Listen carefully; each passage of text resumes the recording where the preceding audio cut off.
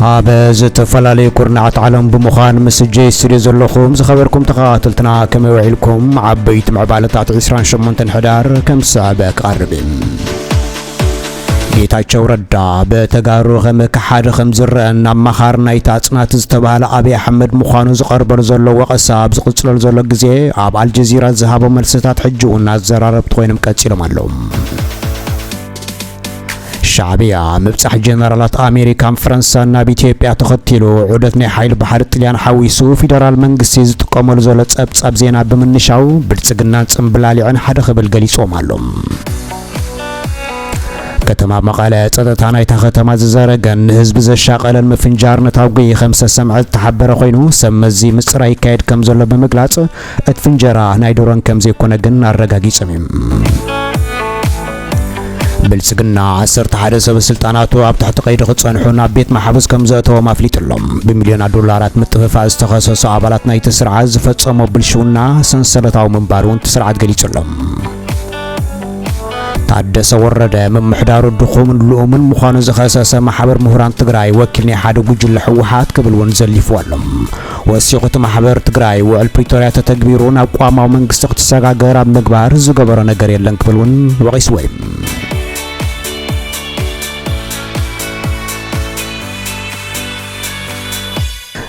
ደጊ መሰላም ቀድሞ ኾይና ትግራይ ኣብ ቀርና አፍሪካ በጸጥታን ወሕስነታን ገነት ከም ዝነበረትን ብዙሓት ደቃን በጻሕታ ሃገርን ከም ልቦም ኣብ ዝደለይ ወሰዓ ዝጓዓዙላ ዝነበሩ መቐለም ጸጥታ ካብ ግዜ ናብ ግዜ እንዳሓመቐ ብዝኸደሉ ዘሎ ግዜ ተኽስን ቅትለትን ልሙድ እንዳኾነ ይኸይድ ምህላው ምጽብጻብና ዝዝከር እዩ ትማል ምሸት ሰዓት 10 ድሕሪ ቀትሪ ኣብ መናድቕ ቢዝነስ ካምፓስ ከባቢ ንግስቲ ሃይሉ ኮስሞቲክስ ዛጊት ኣብ ሰብ ጉዳት ኣይብጽሕን ተባሂሉ ዝተመዝገበ ናይ ቦምባ መጥቃዕቲ ከም ዝተኻየደን እቲ መጥቃዕቲ ኣብ መንበር አባይቱ ጉዳት ከም ዘወረደ ዝተሓበረ ኮይኑ ንምንታይ ተፈጺሙ መን ፈጺሙ ዝብል ዝርዝር ክሳብ ሕጅን ምፍላጥ ኣይተኻለን እቲ ፍንጀራ ከም ዘጋጠመ ዝተኣመኑ ሰመዝታ ከተማ ኣብ ሰብ ዝወረደ ጉዳት የለን ዝበሉ ኮይኖም ኮኔል ካስተገብረ ተግባር ገብረ ሽበራ ምዃኑ ግን ገሊጾም እዮም ሰበስልጣን ከተማ መቐለ ኣብ ክፍለ ከተማ ዓዲ ሓቂ ዝተገብረ ናይ ጸጥታ ናይታ ከተማ ንምዝራግ ዝዓለመ ተግባር ምዃኑ ብምሕባር ሓላፊ ቤት ጽሕፈት ጨንፈር ሰላምን ድሕነትን ከተማ መቐለ ሬድሄገን ፍስሓ ንማዕከና ዜና ውሽጢ ዓዲ ኣብ ዝሃቦ ሓበሬታም ተፈጻመ ከባቢ ሰዓት 10:25 ድሕሪ ቀትሪ ከም ዝተኻየደን ድምጽ ናይት ፍንጀራ ንነበርቲ ተኸባቢ ዘሰክፍ እኳ እንተኾነ ዝኾነ መጉዳእቲ ወይ ንዋታዊ ኽሳራ ኣብ ህዝቢ ኣይበጽሕን ኢሉሎም ሬድሄገን ተፈጻመ ኮኔል ካስተዳለዎ ምዃኑን ትካላት ጸጥታ ዞባን ከተማታትን ተሓባቢሮም ተሓተት ንምድላይ ንምሓዝን ይሰርሑ ከም ዘሎ ብምግላጽ ምርመራታት ምስተወደ ወግዓዊ ሓበሬታ ንምሃብ ከም ዝግደዱን ገሊጽ ብተመሳሳሊ መዓልቲ ኣብ መቐለ ካልእ ናይ ጸጥታ ፍጻመታት ከም ዘይተመዝገበ ብምግላጽ ነበርቲ ከም ቀደሞም ዕለታዊ ስርሖም ክሰርሑ ብምሕባር ከባቢኦም ንምሕላው ብንቕሓት ክሰርሑ ናይ ከባቢኦም ሰላምን ምርግጋን ንምሕላው ምስ ኣካላት ጸጥታ ክትሓበሩን ፀዊዕሎት በዓል መጺም ድሕርቲ ኣብ ዝተፈላለዩ ከባቢ ዝተሰምዐ ፍንጀራ ክብደቱ ናይ ኢድ ቦምባ ክኸውን ከም ዘይክእል ብዙሓት ዝሰምዑሉ ኮይኖም ነቲ ኣብ መንጎ ሕወሓትን ብልጽግናን ዘሎ ምስሓብ ናብ ክልል ዓፋር ዘጋጠመ ናይ ድሮን ደብዳብ ተኸቲሉ ግን ህዝቢ ኣብ ከቢድ ስክፍታት ደብዳብ ድሮን ከም ዝሓደረ ተገሊጹ ሻዕቢያ ኣብ ልዕሊ ብልጽግና በተደጋጋሚ ዝህቦ ዘሎ መግለጺታት ሕጂውን ቀጺሉሎም የማነ ገብረ መስቀል ሚኒስትር ዜና ሻዕቢያ ብልጽግና ብ5 መትከላ ዝሰንከለ ክብል ዝገለጸ ኮይኑ ነቲ ኣብ ሰሙን እዚ ብጀነራላት ፈረንሳይን ኣሜሪካን ኃይል ባሕሪ ጣልያንን ሩስያን ናብ ኢትዮጵያ ዝተኻየደ ዑደት ዘናእ ዝመስል መግለጽ ብምሃብ ጽምብላሊዕ ኮፍ መበለያ ዘይሸፈነት ምድሪ ክትከድን ትፍትን ክብል መልሲ ይብሎም በተደጋጋሚ ብልጽግና ነቲ ተራን በብእዋኑ ናብ አዲስ አበባ ዝግበር መገሻታት ሰበስልጣን ዝተፈላለዩ ሃገራት ንኃይል ባሕሪ ጣልያ ሓዊሱ ናይ ወጻኢ ወታደራዊ ምብጻሕ ካብ ትሕዝቶ ወጻኢ ብጊጋ ማሕበራዊ መራኸቢ ዝርግሑ ከም ዘሎ ንብልጽግና ዝኸሰሰ ሻዕቢያ ባዶ እኩቡን ኢሉ ወይ ኢትዮጵያ ካብ ዘላቶ ናይ ባሕርን ወደብን ዋንነትን ሃለፍታ ወጽያ ንዕላማ ንግዲ ዝውዕል መስርሕ ምስ ኩለን ኣብ ከባቢኣ ዝርከባ መተሓላለፈ ሃገራት ተግባራዊ ንግዳዊ ስምዓት ምግባር ሰፊሕ ምርጫታትን ኣማራጺታትን ከም ዘለዋ ዝገለጸት ሚኒስተር ዕዳጋኒ ዓደግቲ ምዃኑ ብምሕባር ኣብ ሕልሚ ተባራበሩ ክብልውን ኣብ ብልጽግናውያን መልእኽቲ ለኒ ኢሉሎም ላዕላውነት በጻሕነትና ባሕሪ ላዕላውነት ግዛታዊ ሓድነት ጎራብቲ ኢትዮጵያ ብግልጽ ምጥሓስ ምዃኑን ኣህጉራዊ ሕጊ ከም ዘይፈቀድን ከምኡውን መሰረታዊ መትከላት ቻርተር ሕብራት ሃገራትን ቋሚ ሕጊ ሕብረት ኣፍሪቃን ዝጥሕስ መርዛማ ኣጀንዳ ምዃኑ ዝገለጸ ሻዕብያ ንምህሮ ክኾኖም ግን ደጊምና ንነግሮም ኣለና እውን ኢሎም። ካልእ ዘደናግር ዜናን ሓተታን ናይ ብልጽግና ላዕላዊ ምብጻሕ ናብ ባሕሪ ዝብል ጻዕሪ ሓይሊ ባሕሪ ኣብ ቀይሕ ባሕሪ ከም ፕሮጀክት ምግባራት ላይ ምዃኑ ብተደጋጋሚ ምጥቃሶም ዝኾነነ ኮይኑ እዚ ዘይሕለም እውን ኢሎም። ኣብ ናይ ትማሊ ጸብጻብ ናብ ብልጽግና ኣዛዝ ሰራዊት ኣሜሪካዊ ኣፍሪቃ ዝኾነ ኣሜሪካዊ ጀነራል ናይ ፈረንሳይ ኣዛዝ ሰራዊትን ኣብ ኣዲስ ኣበባ ከም ዝኣተውን ሚኒስትር ምክልኻል ናይ ኢትዮጵያ ምሕባር ስዒቡ ኣብ ዝሃቦ ጸብጻብ ኣሜሪካ ናብ ቀይሕ ባሕሪ ኢትዮጵያ ክትወጽእ ብመርገጽ ደረጃ ደጊፋ ዝብል ዝርከቦ ኮይኑ እቲ ጀነራል ብመንገዲ ኣብ ኣዲስ ኣበባ ዘሎ ኤምባሲኡ ኣብ ዝሃቦ ሓበሬታ ዕላማ ጉዕዙ ንግብረ ሽበራ ንምምካት ምዃኑ ምግላጹ ዝፍለጥ እዩ። ሰራዊት ኢትዮጵያ ንምብጻሕ ኣዛዝ እዝ ኣፍሪቃ ጀነራል ዳግቪን ኣንደርሰን ኣመልኪቱ ኣብ ዘውፅኦ ጸብጻብ ብዛዕባ ቀይሕ ባሕርን ጠልባት ኢትዮጵያን ከም ዝተዘራረበ ገይሩ ከም ዝለወጦ ዝዝከር እዩ። ጀነራል ኣንደርሰን ምስ ጠቕላሊ ስታፍ ሰራዊት ኢትዮጵያ ኢታማጆር ሹም ፊልድ ማርሻል ብርሃኑ ጁላ ኣብ ዘካየዶ ዘተ ንኢትዮጵያ ኣብ ቀይሕ ባሕሪ ኣፍ ደገ ባሕሪ ክትረክብ ተቕርቦ ዘላ ጠለባት ከም ዝተማያጠዩ እቲ ጸብጻብ ናይ ኢትዮጵያ ዝጠቅስ። እቲ ኣሜሪካዊ ጀነራል ኢትዮጵያ ብሰላማዊ መንገዲ ኣብ ደገ ባሕሪ ክትረክብ ንትገብሮ ዘላ ኣገባብ ከም ዝድግፍ ምግላጹን መንግስታዊ ማዕከናት ዜና ኢትዮጵያ ክገልጻ ቀኒነን። እቲ ኣሜሪካዊ ኣዛዝ እዝ ኣፍሪቃ ኢትዮጵያ ናብ ቀይሕ ባሕሪ ብምእታው ዝያዳ ንሰላም ዞባ ክትሰርሕ ትኽእል ኢሉ ከም ዝኣምን ገሊጹ ክብል እውን ትጸብጸብ ናይ ኢትዮጵያ ይገልጽ። ሚኒስትር ዜና ሻዕብያ የማነ ገብረ መስቀል ሓቀኛ ዑደት ናይ ሓይሊ ባሕሪ ኢጣልያ ኣሜሪካዊ ኣዛዝ እዝ ኣፍሪቃን ከምኡውን ዕጡቕ ሓይሊ ፈረንሳይ ናብ ኣዲስ ኣበባ ብዛዕባ ኣፍ ደገ ባሕሪ ከም ዘይኮነ ድማ ገሊጹሎም።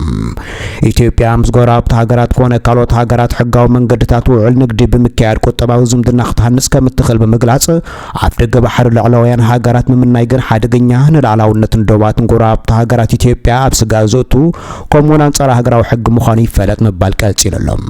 ከም ካልኣይ ዕላማ ሰልፊ ብልጽግና ኢሉ ኣብ ዘቐመጠ ነጥቢ ጉዳይ መደበር ሓይሊ ባሕሪ ኣብ ቀይሕ ባሕሪ ምድኳን እዩ ዝበለ የማነ ገብረ መስቀል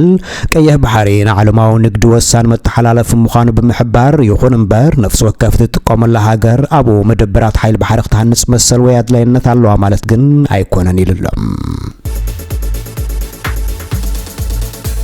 ብከቢድ ገበና ዝተጠርጠሩ ተጠርጢሮም ዝተመርመሩ 11 ሰበስልጣን ብልጽግና እቲ መንግስታዊ ብልሽውና የለን ክብል ኣብ ፓርላማ ሃገር ዝገለጸ ገዛ ውድብ ዝኾነ ብልጽግና ተኸሲሶም ናብ ቤት ማሕበስ ከም ዝተሰደዱ ፌደራል ፖሊስ ኣፍሊጡሎም።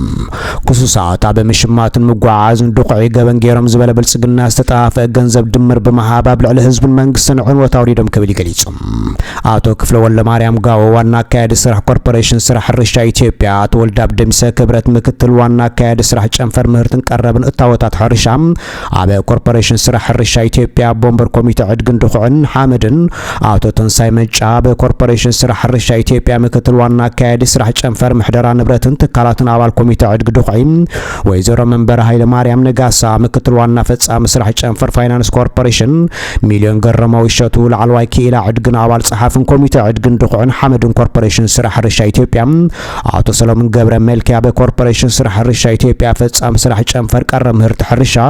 ኣቶ መንግስቲ ተስፋ በሚኒስትር ሕርሻ ኢትዮጵያ ዋና ፈጻሚ ስራሕ ቀረብ እታወታት፣ ኣቶ ዘላለም ዳግን ፈረዳ ከያዲ ክፍሊ ዕድግ እታወታትን ትራንዚትን ኮርፖሬሽን ስራሕ ሕርሻ ኢትዮጵያ፣ ካቢተን ወንድ ወሰን ካሳ ሰፋ ምክትል ዋና ከያዲ ስራሕ ትራንስፖርትን ሎጂስቲክስን ኢትዮጵያ፣ ኣቶ ጸጋዬ ብርሃነ ኪዳኑ ዳይሬክተር ኢንስፔክሽን ዳይሬክተሬት ትካል ገምጋም ምትእስሳር ኢትዮጵያ፣ ኣቶ ሰተን ሙልቶት ዳገን ሓላፊ ጨንፈር ጅቡቲ ትካል ገምጋም ምትእስሳር ኢትዮጵያ ኮይኖም ኣብ መንግስታዊ ትካል ዝለዓለ ሓላፍነት ዝነበሮም ሰባት ምዃኖም ብልጽግና ሓቢሩ ዘሎም። በቲ ገበን ብሓባርን በተደጋጋምን ተኸሲሶም ዝነበሩ ተኸሰስቲ ነቲ ብክልላዊ መንግስታትን ሃገራዊ መዳበርያ ሓመድ ንምግዛእ ዝተዋሃቦም ስልጣን ብዘይግቡእ ብምጥቃም ውሳነታት ቦርድን ዳይሬክተራት ናይቲ ኮርፖሬሽንን መምርሒታት ዕድግን ውዕላትን ቅጥዕታትን ስርዓታትን ብምጥሓስ ነቲ ገበን ፈጺሞም ክብል ብልጽግና ኣረጋጊጸ ኢሎም። ተኸሰስቲ $240,000 ብዘይ ኣገባብ ብምኽፋል እቲ ኮርፖሬሽን $100,000 ተወሳኺ ንምጉዓዓዝ ወጻኢታት ብምግባር ጥዕና ዘይብሉ ድኹዒ ልዕሊ $340 ሚልዮን ወጻኢታት ሓዊሱ ብድምሩ $40 ሚልዮን ወይ ልዕሊ 5 ቢልዮን ብር ብምጥፋ ገበኛታት ክብል እውን ከሲሶም እዮም።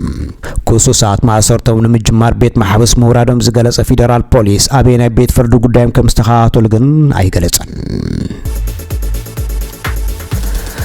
ዓለም ለኸ ማሕበር ምሁራን ሰማያን ትግራይ ብህፁፅ ዳግመ ቋም ግዚያዊ ምሕዳር ትግራይ ይተግበር ክብል ኣብ ዝሃቦ ጻውዒት ፕረዚደንት ግዚያዊ ምሕዳር ትግራይ መሳርሒ ሓደ ወገን ኮይኑ ክብል ከሲስዎሎም ጂኤስኤስ ኣፈጻጽማ ስራሕ ግዚያዊ ምሕዳር ትግራይ ብዝምልከት ገምጋም እቲ ምሕዳር ናይ ወረደ ታደሰ ንትግራይ ዝፈሸለ ትካል ክብል ኣብ ደብዳቤ ካቲቱም ስትራቴጂካዊ ቀዳምነታት ዕሽሽ ብምባል በመዳይ ናጽነት ፕረስ ሓዊሱ ካብቲ ዝሓለፈ ምሕዳር ልኡም መንገዲ ብምኽታል ኣብ ልዕሊ ህዝብን መሬትን ትግራይ ሓደጋ ይብጽሕ ከም ዘሎ ታደሰ ወረደን ምሕዳሩን ዝኸሰሰተ ትካል ብዝያዳ ዘተሓሳስብ ንባህግታት ህዝቢ ትግራይ ዘላቕ ሰላም ናይ ምዝራብ ናጽነት ሕገ መንግስታዊ ዲሞክራሲ ሕዌትን ተሓታትነትን ብዝዳኽም መንገዲ ዓቢይ ርሕቀት ታደሰ ወረደ ኸይዱ ክብል እውን ኮኒኑ ኣሎም ጂኤስኤስ እቲ ምሕዳር ንውዕል ሰላም ፕሪቶርያ ተግቢሩ ትግራይ ናብ ዝተመረጸ መንግስቲ ዝወስድ መንገዲ ኣብ ክንዲ ዝኸይድ ኣብ ሓደጋ ዝእቱ ኣገባብ ይኽተል ከም ዘሎን መሳርሒ ጸቢብ ረብሓታት ብምዃን ድማ ናይ ሓደ ውድብ ተለኣኺ ኮይኑ ምህላው ሽም ሕወሓት ከይጠቐሰ ይከሲሱ ኣብ ትግራይ ዝንቀሳቐሱ ተቋምቲ ውድባት ንምሕዳር ታደሰ ወረደ ብተመሳሳሊ ምኽንያትን ኣብ ትሕቲ ዶክተር ደብረጽዮን ገብረ ሚካኤል ኣገልጋሊ ሕወሓት ምዃኑ በተደጋጋሚ ክኸስዎ ዝስምዑ ኮይኖም ነቲ ምስ መንግስቲ ኤርትራ ብምትሕባር ካልእ ግጭት ከበግስ ይዳሎ ክብሉ ዝኸስዎ ሕወሓት እውን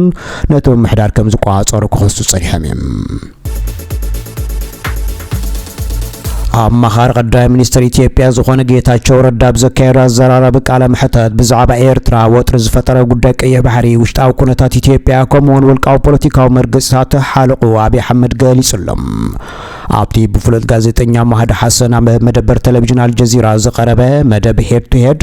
ኣብ ዘካየዱ ርሱን ቃለ መሕተት ኣብ መንጎ አዲስ አበባን ኣስመራን ተፈጢሩ ዘሎ ወጥሪ ናብ ኩናት ከምዘ የምርሕ እውን መጉይትሎም ብዛዕባ ናይ አብይ አሕመድ ባህግታት ምህናጽ ዓባይ ኢትዮጵያ ከምኡውን ሃጸያዊ መስፋፋሕቲ ሓቲቱ ምላሽ ዝሃበ ጌታቸው ስኩፍቱ ትድልየታት ናብ ግጭት ከየምርሕ ጥራይ ምዃኑ ብምግላጽ ኢትዮጵያ ኣብ ደገ ባሕሪ ክትረክብ ዘለዋ ድልየ ዝበሃል ዘረባታት መብዛሕትኡ ግዜ ምስ ምውናን ዓሰብ ከም ዝተሓሓዘ ዝገለጸን ንዓይ ከም ዝመስለኒ ብምባል ዝገለጸ ጌታቸው አንጻር ላዕላውነት ኤርትራ ዝኸይድ ተቐባልነት ዘለዎ መርትዖ ግን ብወገን ፌደራል የለን ኢሎም ኣብ ቀረባ እዋን ኣብ መንጎ ክልቲአን ሃገራት ናብ ግጭት ከምርሕ ዝብል እምነት የብለኝ ዝበለ ንሱ ኣብይን ኢሳያስን ሓበራዊ ፍታሕ ክረኽቡ ይኽእል እዮም ዝብል እምነት ከም ዘሎ ብምሕባር ብውሕዱ ኣብ ቀረባ ግዜ ኩናት ኩሉ ከም ዘይክእል ግን ይተኣማመን ኢሉ እዩ ኣብ ዝቐረባ እዋን ናብ ክልል ዓፋር ተንቀሳቒሱ ምንባሩ ብምጥቃስ ክልቲአን ሃገራት ብወገን ዓሰብ ዘሎ መስመራት መጓዓዝያ ምድርያ ሃንጻ ከም ዝነበራን ንዕኡ ከም ዝተዓዘበ ዝገለጸ ተመኻሪ ቀዳማይ ሚኒስተር በቕንዕና ከምዚ ዓይነት ወፍሪ ምክያድ እንተደኣ ጀሚሮም ክልቲአን ወገናት ክተዓረቑ ተኽእሉ ኣለውን ኢሉ እዩ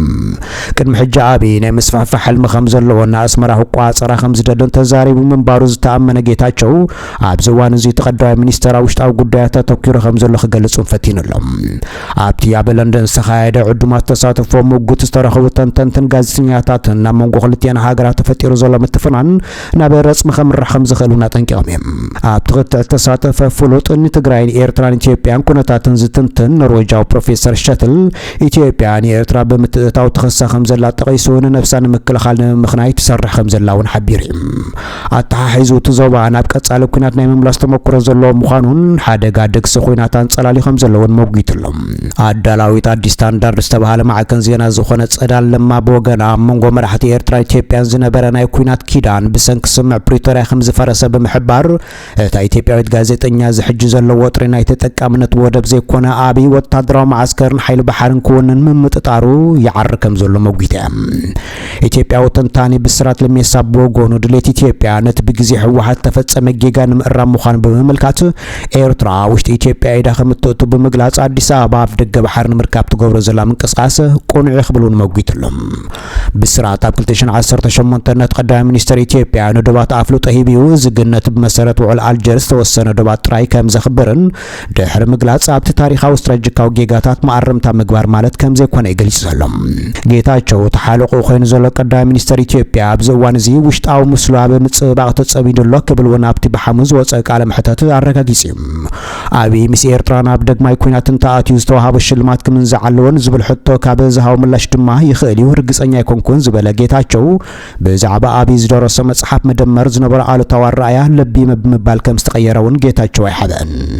ከም መራሒ ዛጊድ ብቕዓቱ ኣይርኣየን ክብል ብዛዕባ መሪሕነት ኣብይ ዝሃቦ ርእይቶ ዝገለጸ ጌታቸው ንትግራይ ብዝምልከት ኣብቲ ብቀዳማይ ሚኒስትር ኣብይ ኣሕመድ ዝተመርሐን ሓይልታት ኤርትራን ሚሊሻታት ኣምሓራን ዝተሳተፍዎ ንኽልተ ዓመት ዝቐጸለ ኩናት ምጽናት ዓሌት ተፈጺሙ ዝብል መርገጺኡ ከም ከም ዘይቀየሩን ገሊጹሎም ድሕሪ ኩናት ፕሬዝዳንት ግዚያዊ ምሕዳር ክልል ትግራይ ዝነበረ ጌታቸው ምስ ሕወሓትን ሓይልታት ትግራይ ክሰማዕ ብዘይ ምኻሉ ናብ አዲስ አበባ ምኻድ ይፍለጥ እዩ